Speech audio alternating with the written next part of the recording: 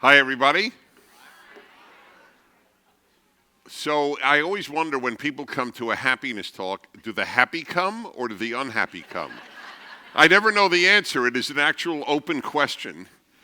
But the truth is, I wish everybody in the country and everybody in the world came because I have different views on happiness than most. And I will tell you at the outset that if I don't touch your life with this talk, I failed. So it's almost a bad thing to say at the outset, because if you raise people's expectations, you usually fail.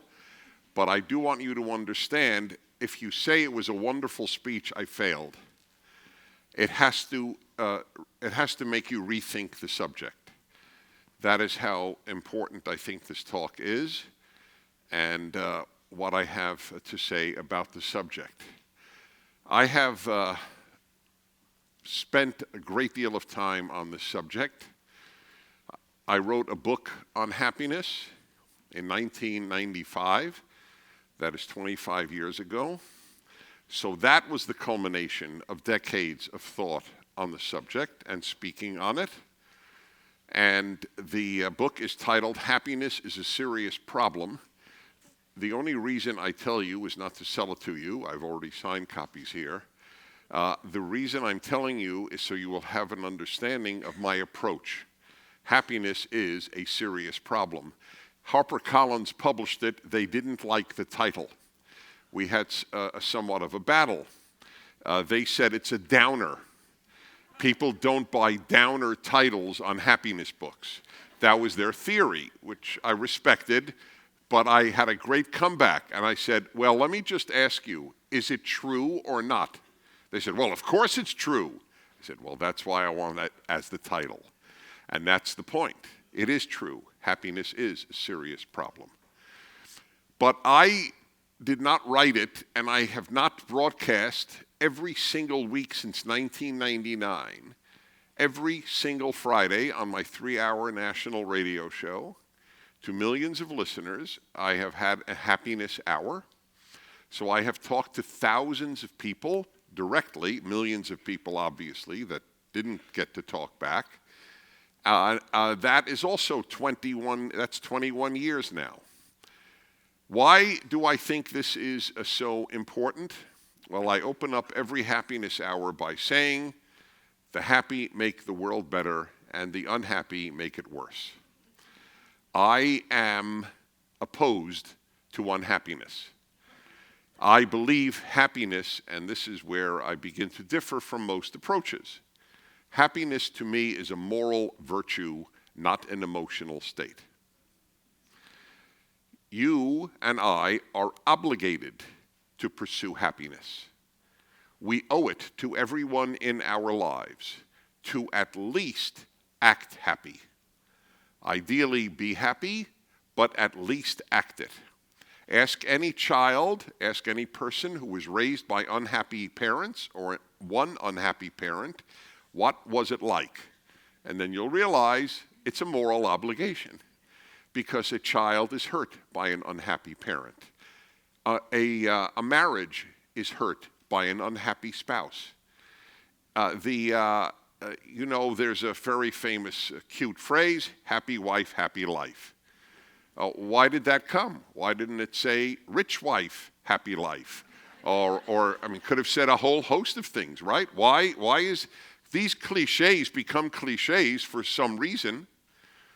By the way, I have a rejoinder to that. I totally agree, happy wife, happy life, but nothing rhymes with husband.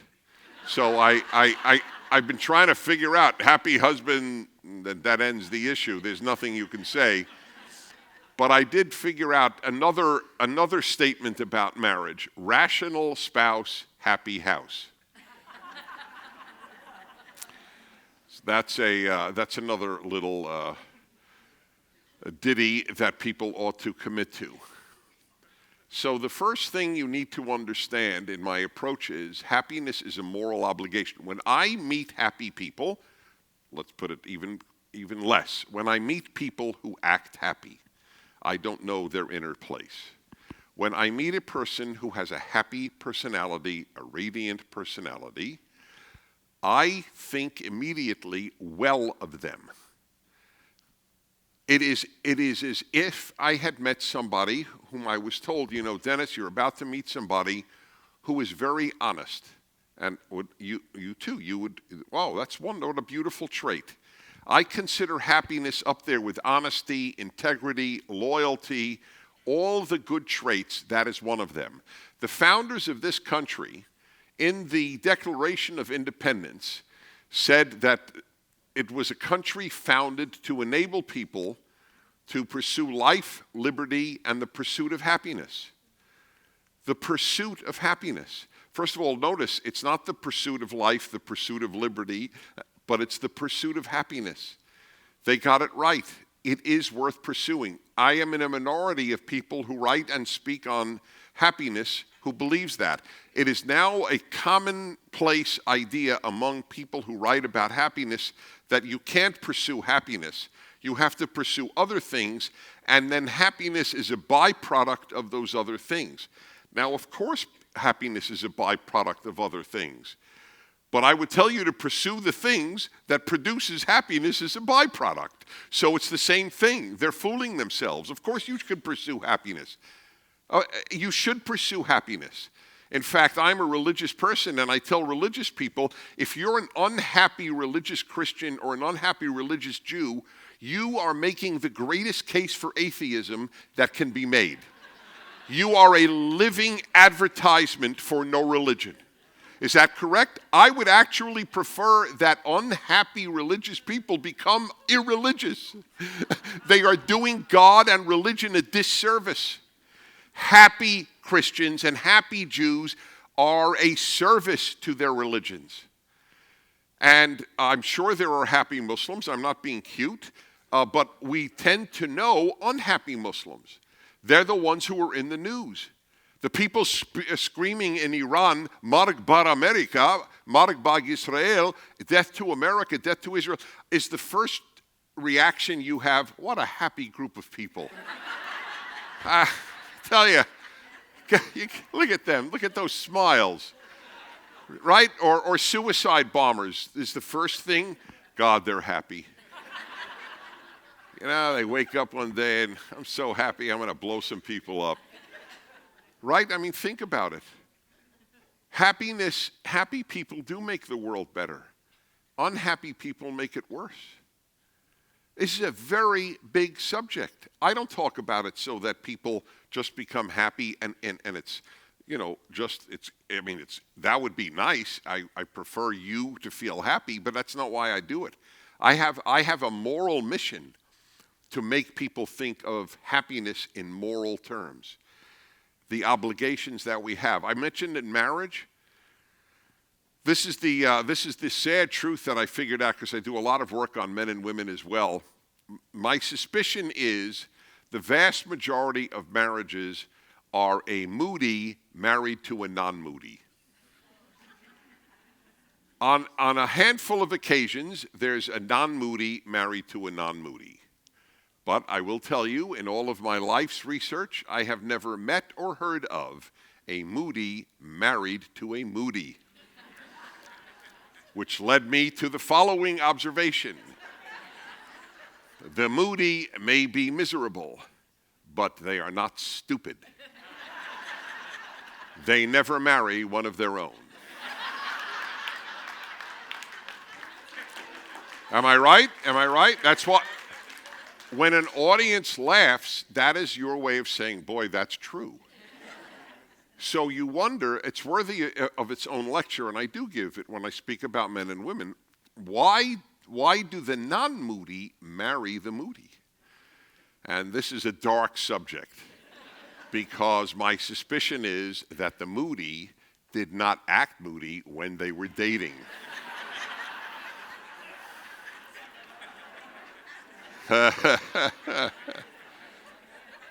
That's called false advertising.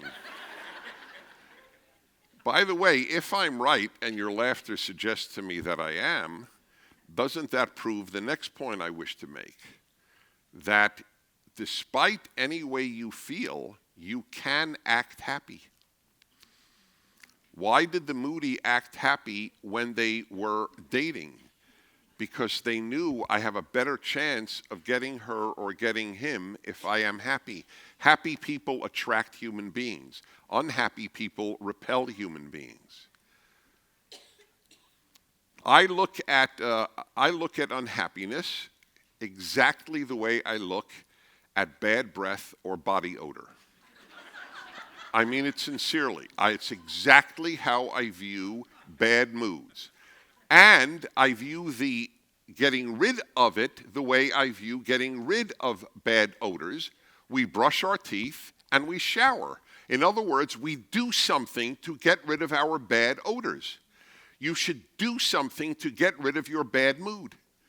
It is the same thing. You have to wash it away. And you do it behaviorally. Whether you like to or not, you still take a shower. Whether you like to or not, you still brush your teeth. Whether you like to or not, you must brush the mood away. Is it faking it? Yes. And the 12-step programs, where I am convinced there is more wisdom than at Harvard, Yale, Princeton, and Berkeley combined. In 12-step programs, they have as one of their great mottos, fake it till you make it. That I am a total behaviorist. Behave X, you will feel X.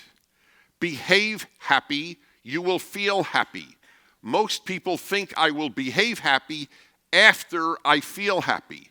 It is backwards. You behave happy, then you will feel happy. By the way, that is true about everything. Behave X, you will feel X. Behave loving, you will feel loving. I told you I'm religious. I tell people who are not religious, behave religious, then you will feel religious. Most people think they need their own road to Damascus. Some great religious epiphany will occur in their life, and then they will start taking religion seriously. No, I think people should take religion seriously and then let the religiosity sink in. It is true for everything in life. You behave it, and then you will feel it. Ralph Fiennes, the actor, acted in Schindler's List. He was the Nazi commandant who shot Jews from his balcony as target practice. He was pure evil. He was interviewed at the time by the New York Times, and he said he can't wait for the movie to be over. And they said, why? And he said, because I'm acting meaner off stage when I'm not on camera. He acted like a Nazi in a movie. In a movie, he's reading other lines, and he's getting meaner off camera. The opposite, I only made friends with about one star, quote unquote. I never found the pursuit of stars of interest. But I did, there was one star I was close to, Charlton Heston. Charlton Heston, as you know, was, for example, Moses in the Ten Commandments. And the first time I met him, I said, did acting as Moses affect you? He said, completely. My self-image changed, and I realized there was a standard I had to live up to because I was Moses. And he did live up to it. He was an extremely fine human being. So even acting in movies affects the way you will be. So imagine acting in life. I learned this notion of not allowing feelings to determine my behavior when I was in 4th grade. This is one of the most famous stories I tell, to the extent that my stories are famous.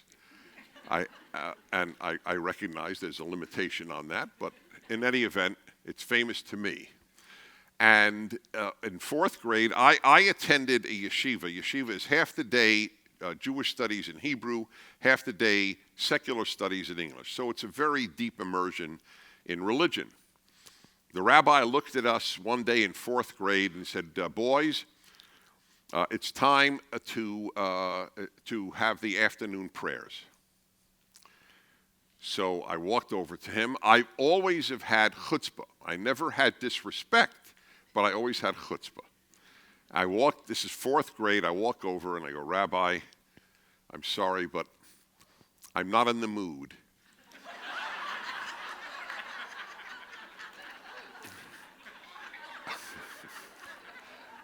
I'm not in the mood for the afternoon prayers. Now, I remember, it's funny that I remember this even as a fourth grader.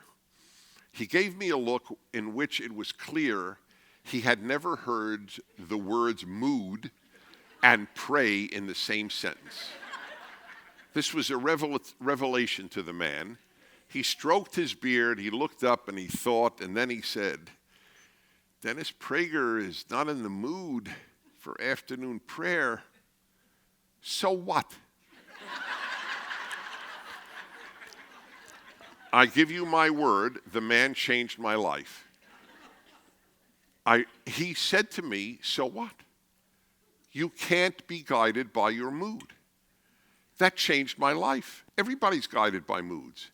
Children in particular. I want ice cream, therefore I'll have ice cream. I don't want to do homework, so I won't do homework. I mean, but it doesn't change for so many people. By the way, I don't know if the rabbi would have been or not happy the way I took his approach. You could see it on the internet. About 15 years ago, I wrote a two-part column. I write a column every week. And about 15 years ago, I wrote a two-part column titled, When a Wife is Not in the Mood. And I used the rabbi's 2 words.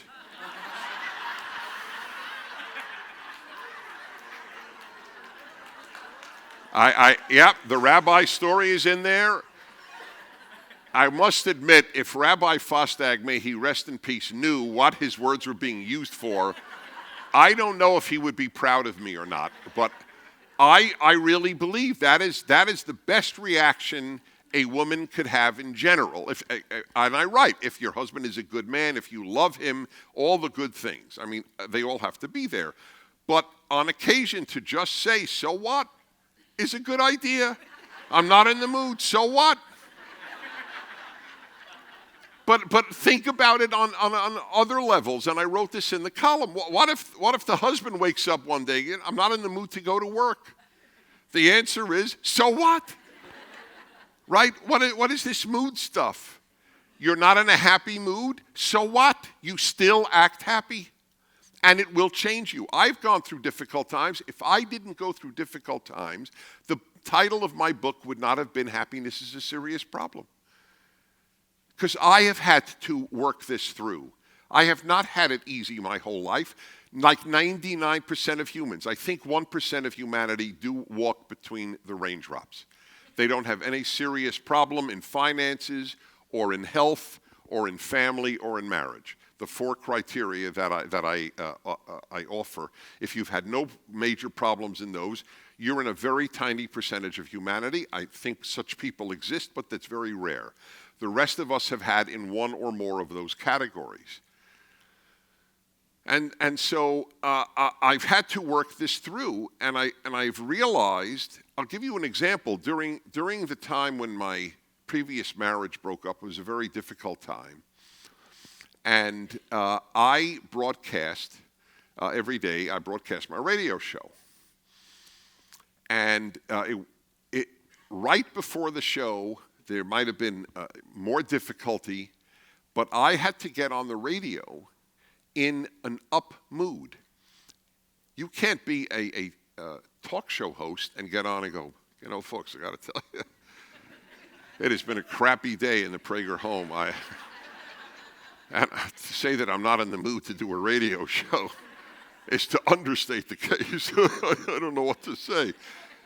Maybe I could do that once, but by the 3rd time, I'm sure my syndicator would say, take a vacation or bye-bye, and they would be right. I owe it to my audience to be in an up mood. And what happened was I ended up happier after the show. The show forced me to act in a good mood, and the good mood then changed my internal state. That is how you have to do it. You fake it till you make it, as it were. So it's funny, when I give this talk, and by the way, I talk about many, many, many subjects. You could look on the internet, you will see. But it's actually, in many ways, my favorite talk to young people. Because if I could teach them that they can't be mood-driven, I have changed their life for the better. I have changed society for the better. This is the talk I most want to give kids. No one cares how you feel, kids. People only care how you act. They never hear that message. Maybe your mother cares how you feel. The other 7 billion people do not. That is so important. I fly constantly. I'm on the platinum level on 3 different airlines. It's pathetic, actually. And I tell you, I have no great desire to have a long conversation. I do a lot of work on airplanes. But I don't like sitting down next to someone and not at least saying, hi, how are you, or good afternoon, or, oh, do you live here, or where we're going? That's it. If I sit down and go, hey, good afternoon, and get no response, I don't like it. The flight is a little less appealing to me. All I want is that response. It is huge. This is the notion of obligation. This is the notion of behaving in a certain way. We are a feelings-oriented society, and we are the worse for it. Kids need to know people don't care how they feel. That's the way, just like the rabbi, he didn't care if I was in the mood. It was utterly irrelevant. It was as irrelevant as whether it was raining or sunny outside. You're not in the mood, so what? You do what is right, and then let the mood follow and the feelings follow the behavior. So this is why I say to you at the outset, this stuff is meant to be life-changing. When you think that way, how you feel is not important. It shouldn't even be that important to you. When I get down, this is what I do. I work on why am I feeling down. I don't like feeling down and not knowing why. That is what drives me crazier than feeling bad. I want to know the reason. Then I either work on it, and if I can't work on it, I take the serenity prayer, as it were. I don't remember it by heart, but give me the serenity to know what I can't change, the courage to change what I can, and the wisdom to know the difference. So I'm paraphrasing Reinhold Niebuhr's great serenity prayer. That has been my life. Ever since So What? So What did it. That's what started the trigger. But I remember there was another moment in my life. I was in high school. I grew up in New York City. I used to go into Manhattan from Brooklyn almost every weeknight, because I would go to bookstores and concerts, and I loved the cultural life there. I didn't like New York, but I loved the cultural life. Anyway, one day on the New York subway coming back night from Manhattan, I was sitting like this with my arms up on the long row of the New York subway, great upholstery, and I remember thinking, it's the easy way out to be unhappy. I remember those words forming in my mind that I was being lazy if I was unhappy. I just knew there was something wrong, and I knew it was in my power to change how I felt. This was high school, and it all turned out right. This has affected people enormously. We are living, let me check, good, we have still a lot of time. We are living in a time, as I told you, of a tremendous amount of feelings. There's another thing about, which is a big problem. Another thing about happiness is it takes wisdom. Wisdom is more important than goodness. Wisdom is goodness. Good intentions are irrelevant without wisdom. Good intentions without wisdom lead to bad things. Wisdom is the most important thing in many ways that you can have, and it's true even for happiness. So I'll give you an example. Being raised religious, and this is true for a Christian or a Jew, if you are steeped in the Bible, you know people are not basically good from a very early age. Secular people think, as a general rule, people are basically good. They have to think it, because if you can't believe in God, you better believe in humanity. But religious people believe in God and not in humanity, because we know that humans, including ourselves, are essentially flawed creatures. Not essentially evil, but certainly flawed.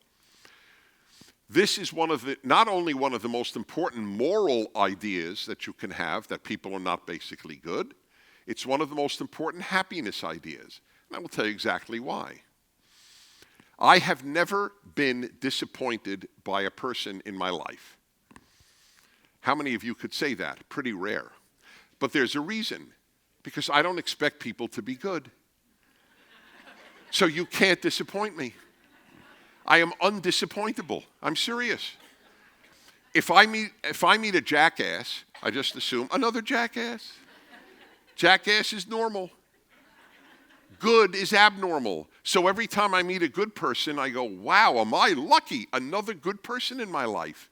Instead of starting out with the utterly naive view of human nature that it's basically good and getting smacked in the face constantly by all these people who aren't good.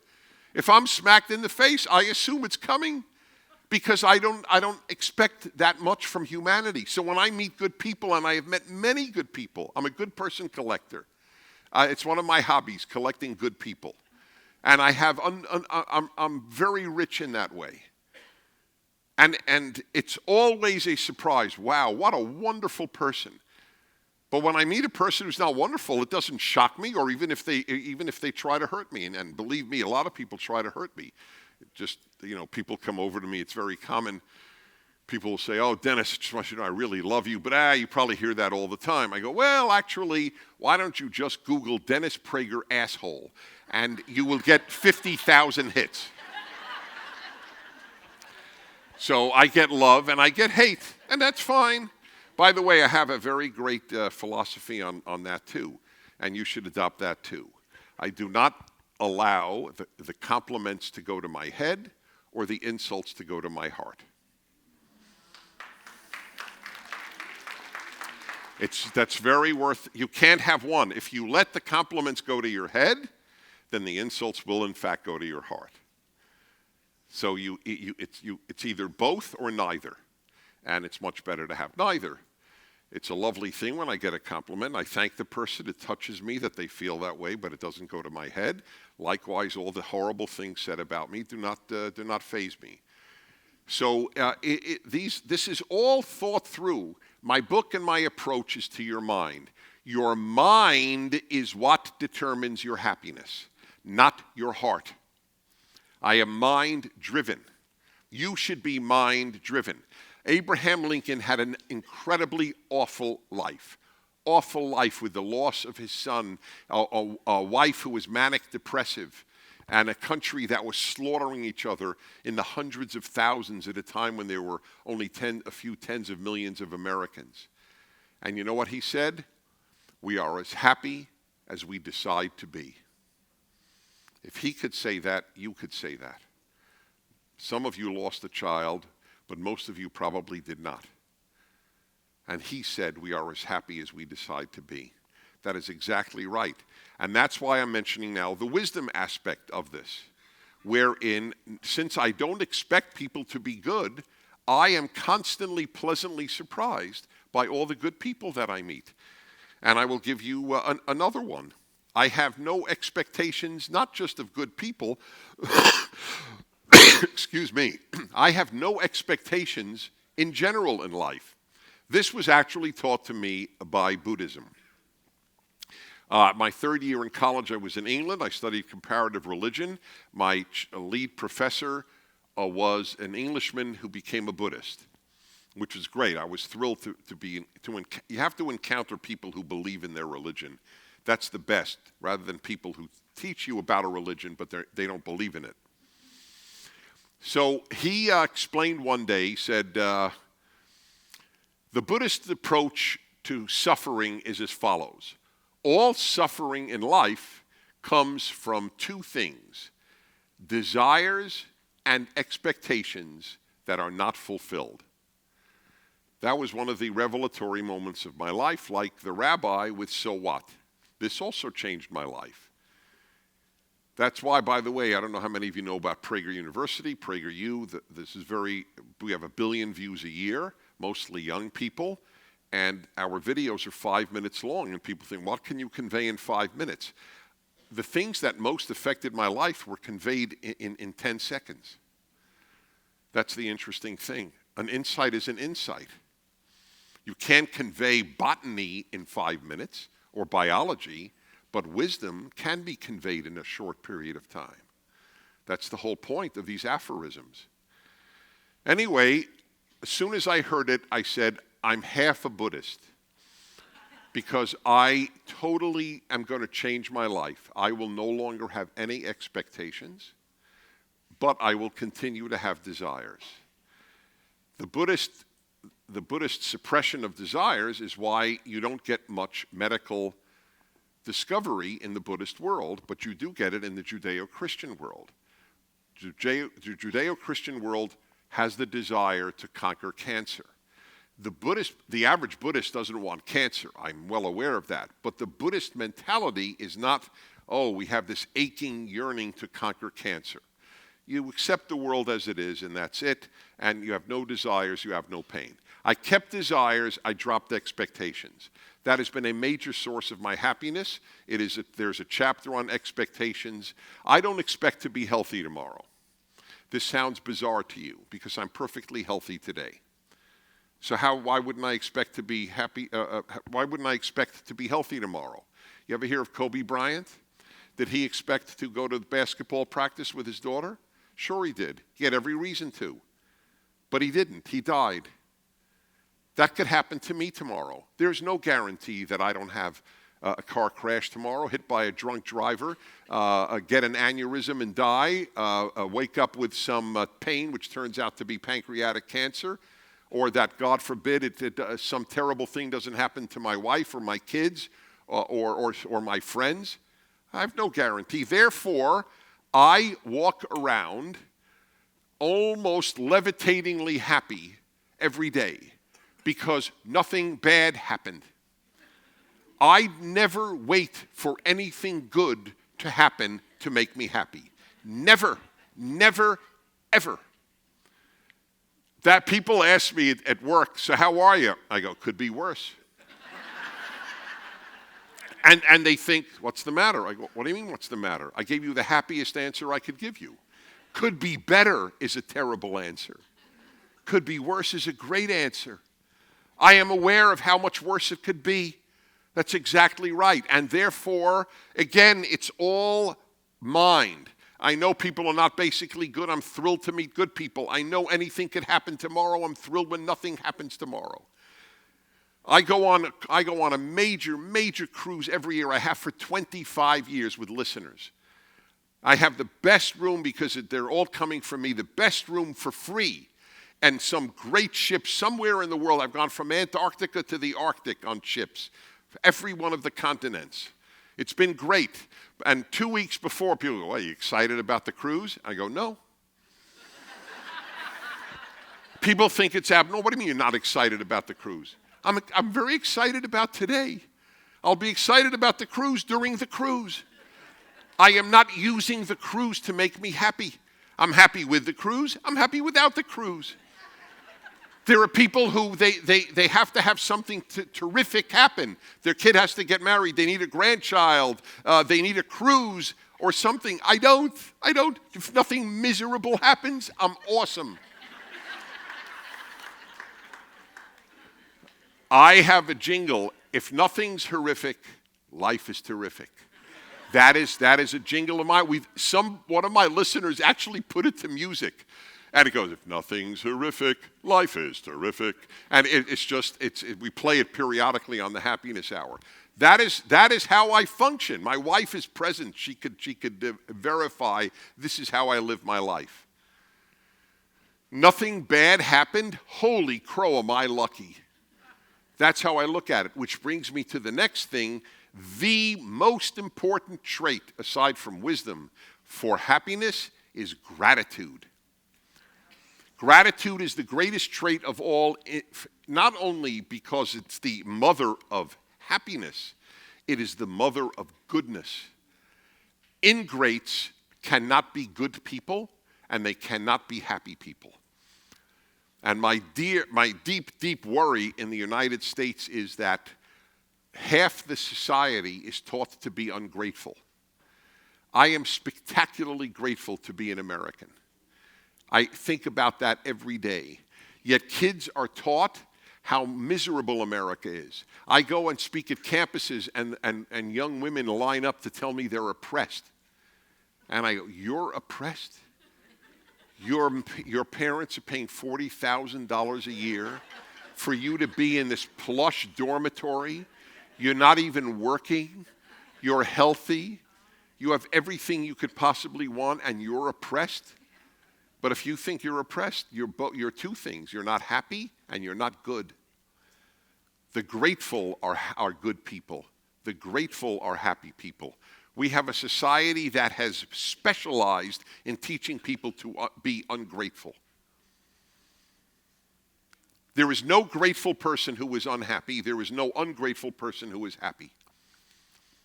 Gratitude is the mother of all of these things. But it's not easy. You have to learn to be grateful. How many times did you tell your kids, say thank you? 1,000? 5,000? 10,000? By the way, it's one of the proofs that we're not basically good. Why do you have to tell your kids, say thank you 10,000 times? The first time the kid should say, of course. I will always say thank you. Whenever someone does something nice for me, I will always say thank you. Mom, you don't have to tell me one more time. You're laughing because it's a joke. Gratitude doesn't come naturally. Gratitude is not, all of these good traits are not natural. They have to be learned. You learn to be grateful. I learned to be grateful. I taught myself to be grateful. And I am unbelievably grateful. I can't believe how good life has been to me. And yes, I have had real suffering as you have. By the way, the unhappy, it's so interesting. When they meet somebody who acts happy, what is their first reaction? I told you mine. When I meet somebody who acts happy, I admire them. But the unhappy envy them. The unhappy think, oh boy, she is so lucky. She's really had it easy. That's why she's smiling. I'll never forget the woman who called my happiness hour, and she said, so I have two parents. One survived Auschwitz, and one was born in America. And the one who survived Auschwitz was much happier than the one born in America. Auschwitz, it's the Nazi death camp. How does that happen? How can you suffer in a Nazi death camp and then come out? Because she had such gratitude, that parent. I'm so lucky to be alive. I'm so lucky that any member of my family is alive. I'm so lucky to be in America. And the other one, well, you know, and it's just, there's so much air pollution in New York. I just don't know. I don't know how I could be happy. I mean, when I hear what people complain about in the first world, they're called first world complaints. Okay, so air pollution, okay.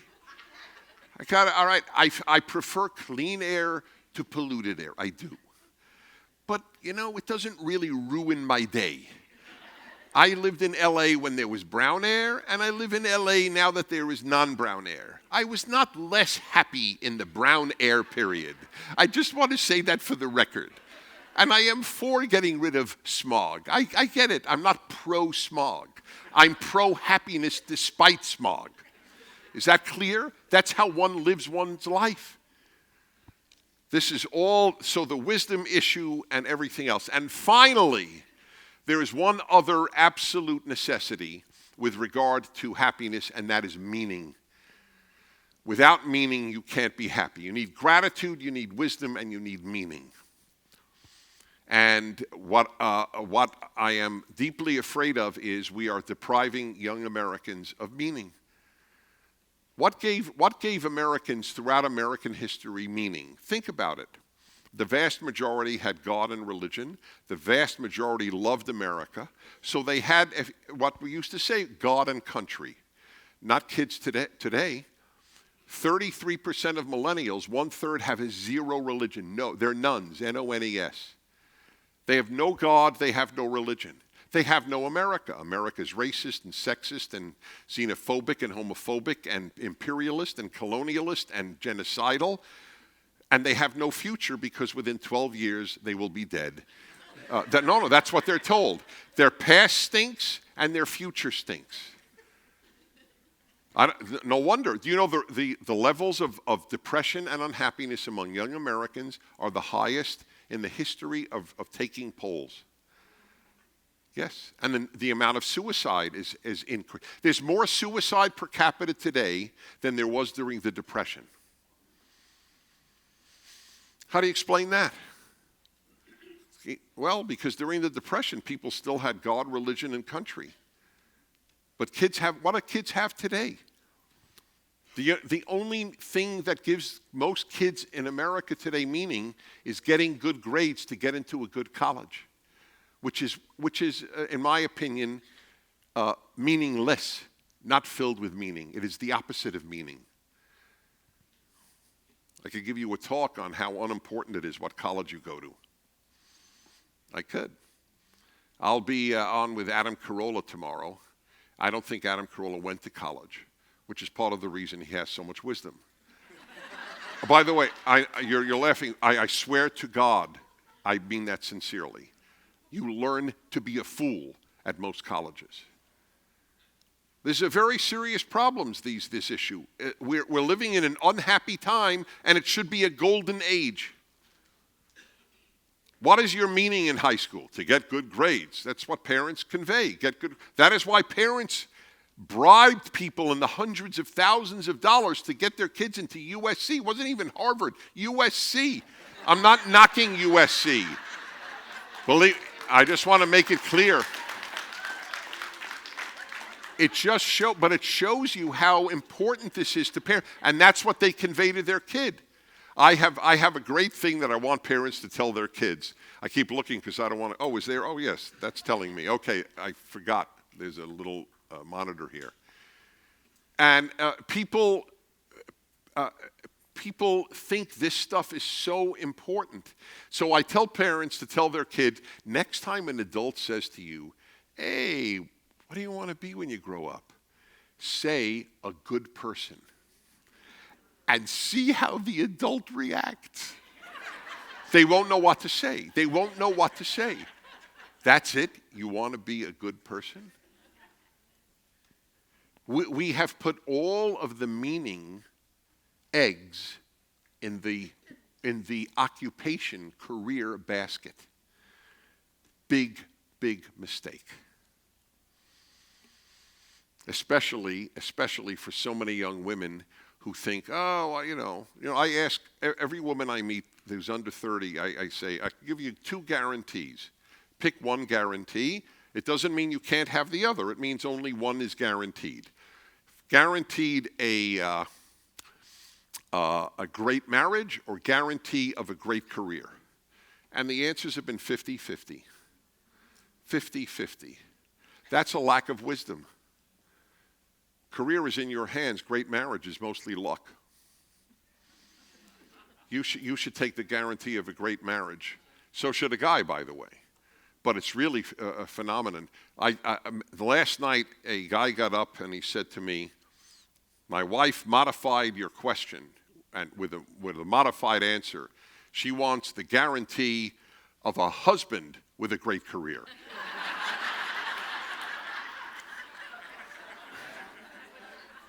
That's a happy couple. So with 53 seconds left, I want you to know it is in your hands. It truly is in your hands. I did a show once. Can you be happy if you have a miserable child? Because people say you can't be happier than your least happy child. I fully disagree with that. You cannot let your child hold your happiness hostage. And a woman called, and she changed my life with one sentence. She said, Dennis, I have a 35-year-old daughter who is miserable, and one day I woke up and I realized I didn't break her, I can't fix her. And then I moved on with life. That was wisdom. Wisdom and behavior equals happiness. Thank you very much.